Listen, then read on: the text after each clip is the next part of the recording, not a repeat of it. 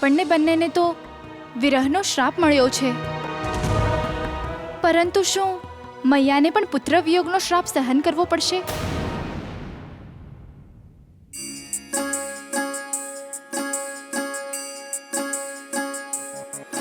मैया सुन बात हमारी, बात हमारी। मैया सुन बात हमारी, बात हमारी। मोह माया है दुख की जननी, मोह माया है दुख की जननी। देती पीड़ा भारी।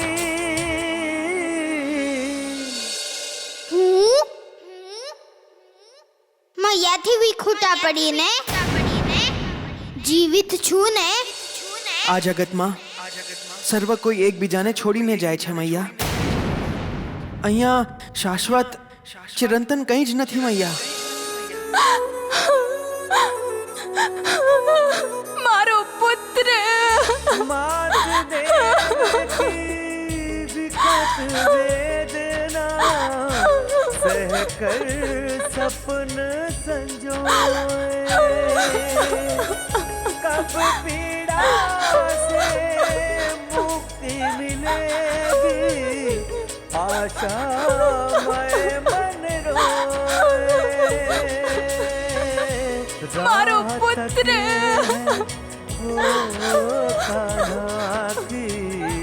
राह तके हैं वो कान्हा की, वर्षों से बेचारी।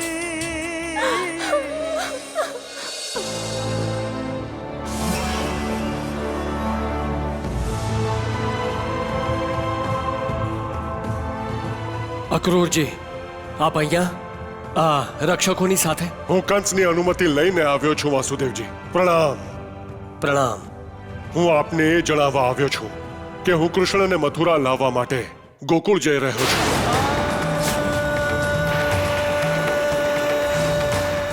અક્રૂરજી, આપ તો આ વાત ભલી ભાંતિ જાણો છો કે દુષ્ટ કંસ આપણા કૃષ્ણનો કાળ બનવા ઈચ્છે છે। એ અનાદિ અનંતનો કોઈ શું કાળ બનશે વાસુદેવજી? કિંતુ કંસનો કાળ આવ્યો છે એટલે એણે કૃષ્ણને મથુરા આવવાનું આમંત્રણ આપ્યું છે। હું આપને એટલે મળવા આવ્યો છું કે કૃષ્ણના મથુરા આવવાના સમાચાર સાંભળી આપને ક્યાંક ધ્રાસકો ન બેસે। અક્રૂરજી, કૃષ્ણની રક્ષા કરજો। કૃષ્ણ અમારા પ્રાણ છે વસુદેવજી। પ્રણામ। પ્રણામ।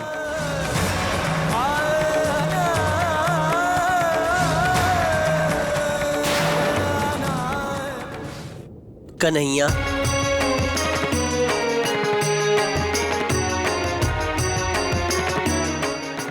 અક્રૂરજી આવે છે કાના। જાણો છો ભાઈ, મામાશ્રી મને મથુરા બોલાવવા માટે ધનુષ યજ્ઞ કરી રહ્યા છે। જાત જાતની રમતોનું પણ આયોજન થઈ રહ્યું છે, જેથી મામાશ્રીની ખરી રમતની કોઈને જાણ ન થાય। પરંતુ શું તમે જશો? રમતને તો તમે પ્રેમ કરો છો ને? જે રમત મામાશ્રી વર્ષોથી રમી રહ્યા છે એ રમતનું સમાપન તો થવું જ જોઈએ ને। પરંતુ મૈયા અને પિતાશ્રી તમને નહીં જવા દે। ગોપીઓ અને ગોકુળવાસી પણ આનો વિરોધ કરશે કાના। યદિ મામાશ્રીએ મને બોલાવ્યો હોત તો હું ના જાત, પરંતુ આ નિમંત્રણ મામાશ્રીના કાળ દેવતાનું છે, એમની નિયતિનું છે। અને આમ પણ પાપનું આટલું લાંબુ જીવન સારું નથી હોતું। તો પછી હું પણ તમારી સાથે આવીશ।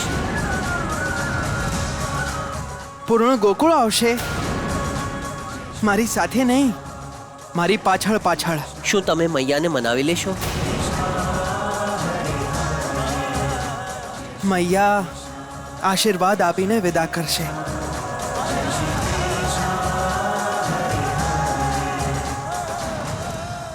અરે, આપ આવી ગયા? સવારથી ક્યાં અંતર ધ્યાન થઈ ગયા હતા? અતિથિ શાળાની સફાઈ કરાવતો હતો યશોદા. કેમ? કોઈ અતિથિ આવવાનું છે? હા, અક્રૂરજી આવે છે મથુરાથી. અક્રૂરજી? આ તો બહુ સારી વાત છે. અક્રૂરજી તો મહાત્મા છે. યદિ તેઓ આપણા ઘરે પધારશે તો આ તો ઘણી સૌભાગ્યની વાત હશે આપણા માટે. હા યશોદા, અને એમના સ્વાગતની તૈયારી એવી હોવી જોઈએ જાણે કોઈ દેવતા આપણા ઘરે પધારતા હોય. અવશ્ય.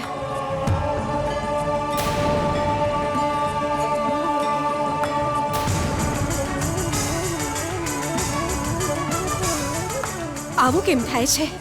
શું થયું? મારી જમણી આંખ ફરકી રહી છે. આ તો કોઈ અશુભ થવાનો સંકેત છે. અંગ લક્ષણ નારીનો 5મો ભેદ છે યશોદા, જે પુરુષની સમજથી પરે છે. હવે હું એમાં કંઈ જ નહીં કરી શકું.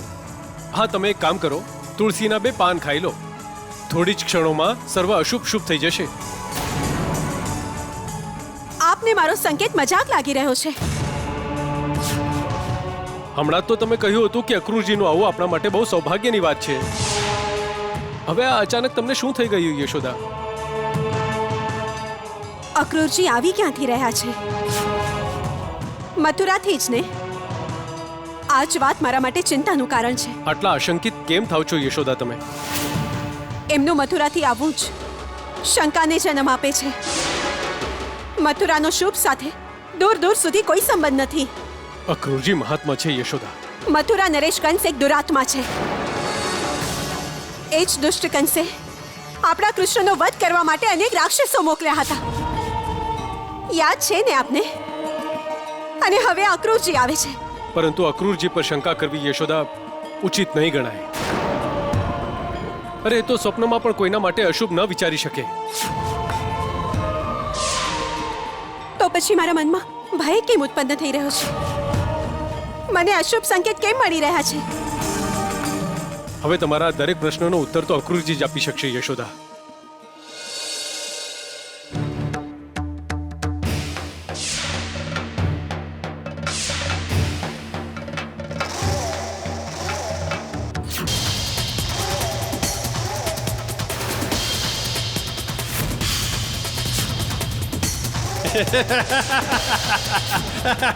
મારી નજીક ના આવ, જા અહીંથી.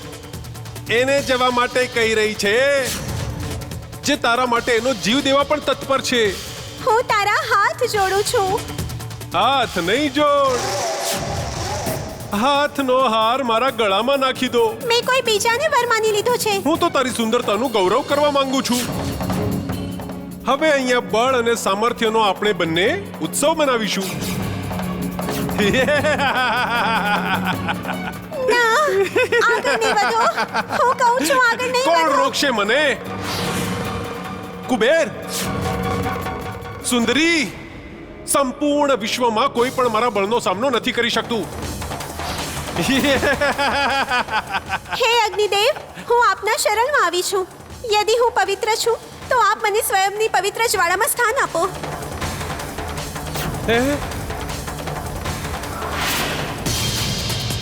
શંખ, આ હું શું સાંભળું છું? તમે યક્ષ કન્યાઓને કષ્ટ આપો છો? યૌવન અને સૌંદર્યના વખાણ કષ્ટદાયક તો ન જ હોવા જોઈએ ને મહારાજ કુબેર? વખાણ કરવાની એક રીત હોય છે. વગર અનુમતિએ કોઈ કન્યાનો હાથ પકડવો અપરાધ છે. અપરાધ?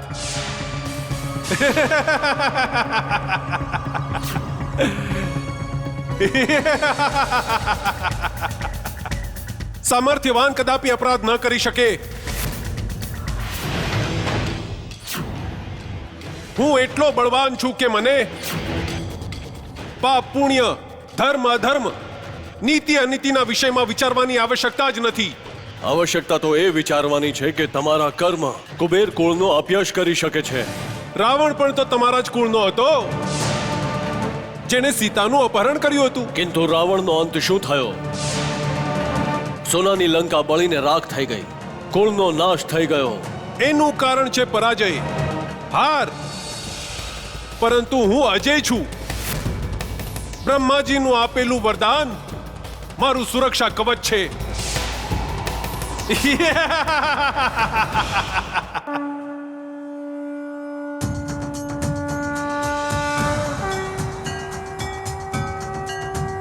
ભગવાન, આપ અજર છો, ક્યારે વૃદ્ધ થશો જ નહીં, સદા યુવક બનીને રહેશો. આપે આજે વૃદ્ધનો વેશ ધારણ કર્યો છે, અત્યંત મનોહરી છે. આપને મારા વારંવાર પ્રણામ. દેવર્ષિ, આ સૃષ્ટિ નાશવાન છે. અહીંયાની દરેક વસ્તુ સમાપ્ત થઈ જશે. આમાં દરેક જણના મનમાં ઉત્પન્ન થવાવાળા વિકાર પણ સંમેલિત છે. પરમેશ્વર દરેકને અવસર આપે છે. શંખચૂડને પણ અવસર આપવામાં આવશે. એને સ્પષ્ટ સંકેત આપવામાં આવશે કે શક્તિ નહીં, ભક્તિ શ્રેષ્ઠ છે. જો શંખચૂડ જ્ઞાની હશે તો સ્વયંનો ઉદ્ધાર કરશે. અહંકારી જ રહેશે તો એનો વિનાશ નિશ્ચિત છે. આપ દયાળુ છો પ્રભુ, ભક્ત વત્સલ છો. આપની લીલા જોવા માટે મન ઉત્સુક છે.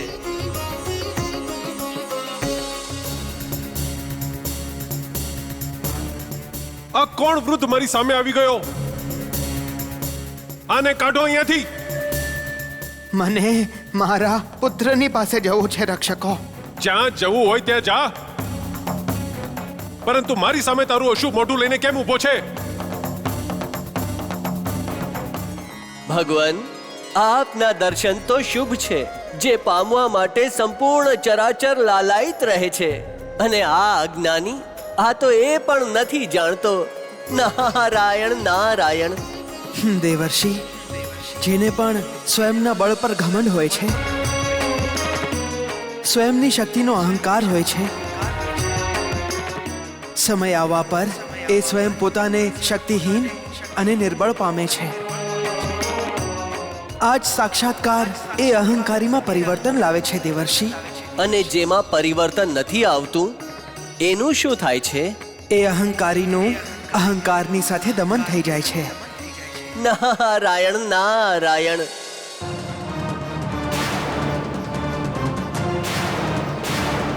જા અહીંયાથી.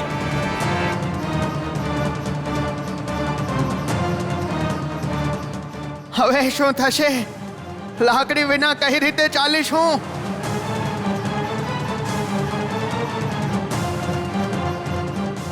જોઈ શું રહ્યા છો? આને લાકડી ઉપાડીને આપો અને ભગાડો અહીંયાથી. હું મારા ભવનની સામે કોઈ વૃદ્ધનો પડછાયો પણ જોવા નથી માંગતો. અહંકારી છે. શેનો અહંકાર છે તને? સ્વયંના યૌવનનો કે પછી યૌવનથી પ્રાપ્ત બળ અને શક્તિનો? આની લાકડી ઉપાડો.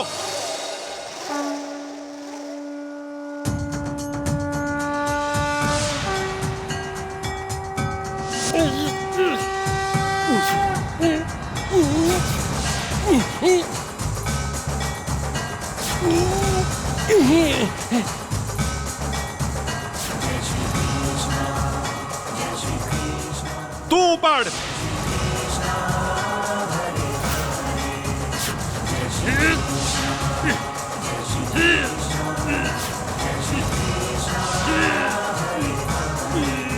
નારાયણ નારાયણ.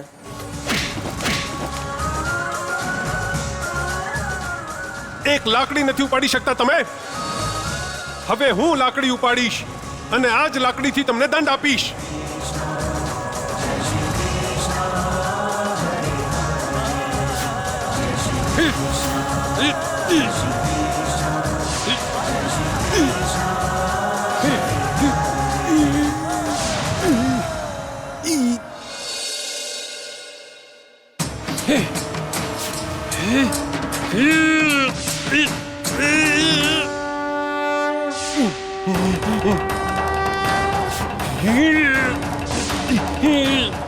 નારાયણ નારાયણ. એવું લાગી રહ્યું છે કે આ કુબેર નગરીમાં કોઈ પણ એટલું બળશાળી અને શક્તિશાળી નથી જે મારી આ લાકડીને ઉપાડી શકે. અહીંયા તો બળ અને શક્તિનું કેવળ પ્રદર્શન જ થાય છે. એ વૃદ્ધ,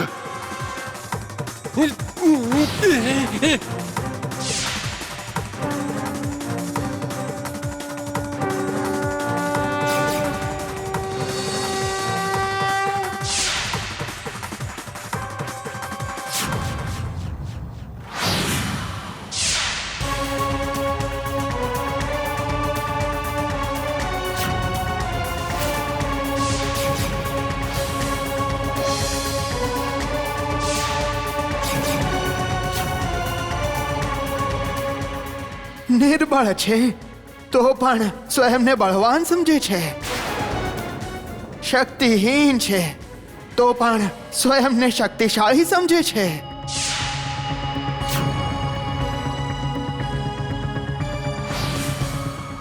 યાદ રાખજે, જે પણ સ્ત્રીઓ પર, અબલાઓ પર અત્યાચાર કરે છે એ વાસ્તવમાં નિર્બળ જ હોય છે. આ સત્યને જાણી લે અને સ્વયંમાં પરિવર્તન લાવ. અહંકારને ત્યાગી દે અને નિર્વિકારની શરણમાં જા. આ સમજી લે કે શક્તિથી પણ ભક્તિ શ્રેષ્ઠ છે અને ભક્તિ જ સાચી શક્તિ છે. ત્યારે તારું કલ્યાણ થશે, અન્યથા એ વૃદ્ધ અપમાન કરે છે મારું.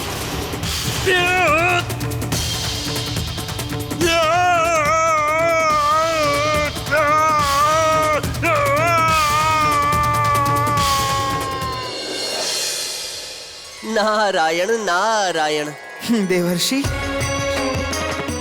તમારા પ્રશ્નનો ઉત્તર તમને મળી ગયો ને? મળી ગયો પ્રભુ, અને હું જાણી પણ ગયો કે આ અહંકારી શંખચૂડ વિનાશને આરે છે.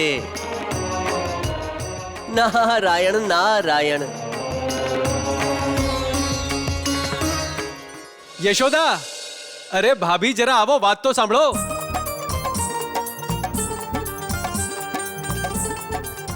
બાળકોની જેમ બૂમો પાડવાની આપની આદત ક્યારે જશે?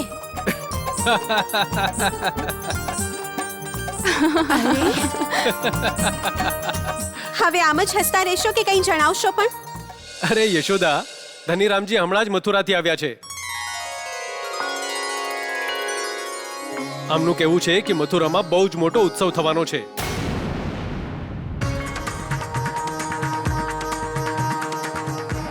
પરંતુ ઉત્સવ કેમ મનાવવામાં આવે છે પિતાશ્રી? કનૈયા, ધનીરામનું કહેવું છે કે મહારાજ કંસે ધનુષ યજ્ઞનું આયોજન કર્યું છે. એ દુરાત્મા કંસ યજ્ઞ કરાવશે?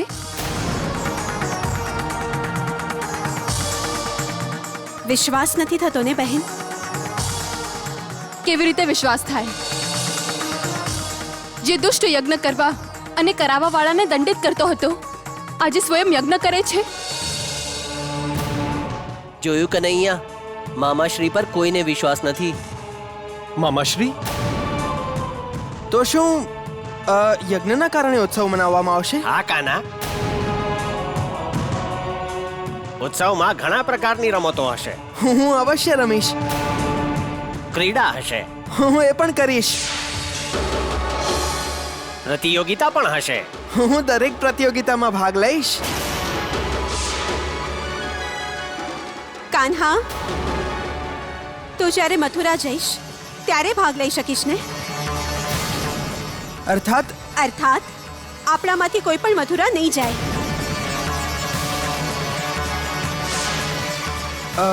પિતાશ્રી,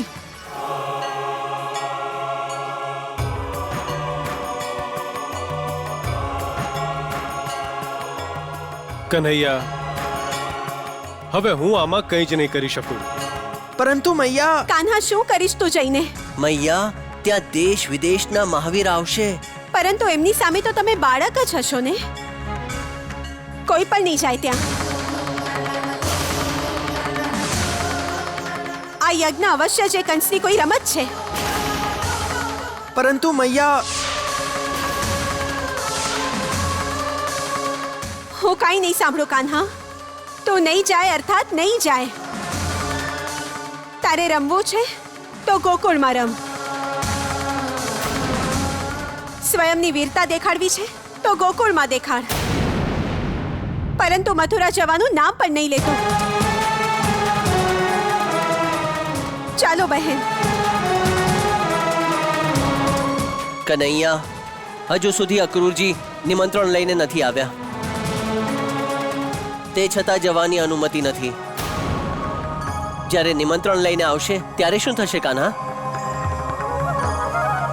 પણ તમે તો કહ્યું હતું કે મૈયા પોતે આશીર્વાદ આપીને વિદા કરશે. હવે કઈ રીતે જશો મથુરા?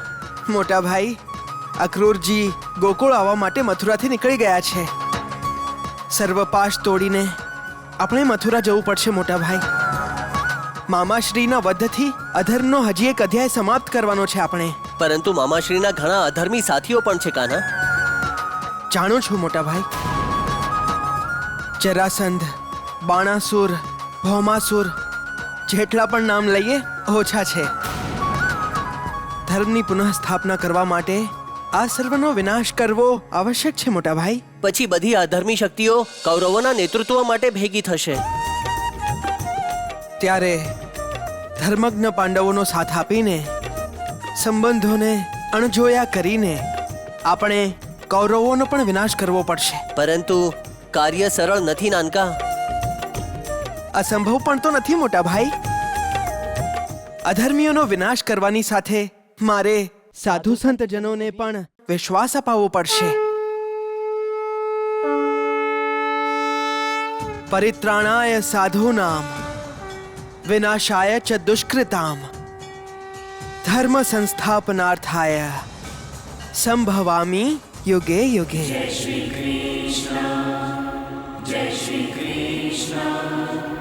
जय श्री कृष्ण